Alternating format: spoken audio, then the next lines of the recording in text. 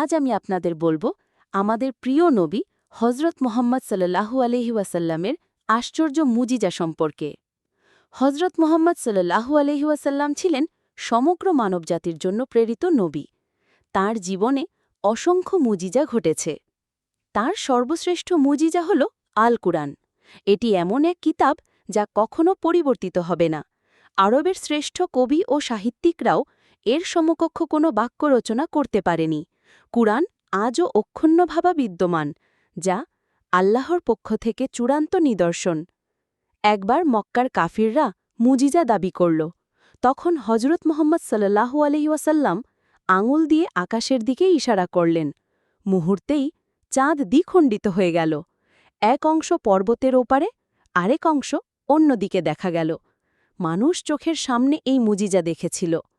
এক যুদ্ধের দিনে সাহাবারা পানির সংকটে পড়েছিলেন।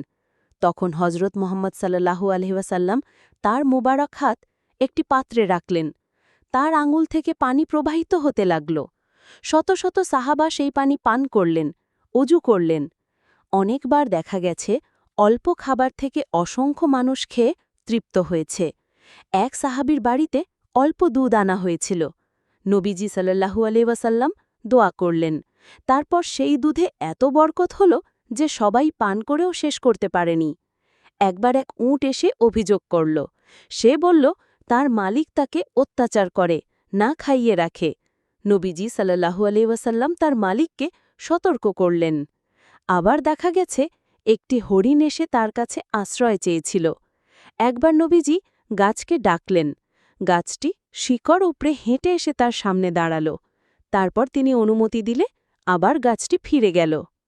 নবীজির এক মহামজিজা হল ইসরা ও মেরাজ। এক রাতে তিনি বায়তুল্লাহ থেকে বাইতুল মুকাদ্দাস পর্যন্ত ভ্রমণ করেন। এরপর তিনি আসমানের সিঁড়ি বেয়ে সপ্তম আসমান পর্যন্ত গিয়েছিলেন। সেখানে তিনি অনেক নবীর সঙ্গে সাক্ষাৎ করেন। শেষ পর্যন্ত তিনি আল্লাহর সান্নিধ্যে পৌঁছান। এই সফরে মুসলিমদের জন্য নামাজ ফরজ করা হয়। নবীজির দোয়া দ্বারা অসুস্থরা সুস্থ হতো। শত্রুদের ষড়যন্ত্র অনেকবার ব্যর্থ হয়ে গেছে। তিনি যা ভবিষ্যতে ঘটবে বলে দিতেন তা হুবহু সত্য হতো। হযরত মুহাম্মদ সাল্লাল্লাহু আলাইহি ওয়াসাল্লামের মুজিজা আমাদের শেখায় তার নবুয়াত সন্দেহাতীত সত্য। কুরআন হল সর্বশ্রেষ্ঠ মুজিজা, যা কিয়ামত পর্যন্ত মানুষের জন্য পথ প্রদর্শক।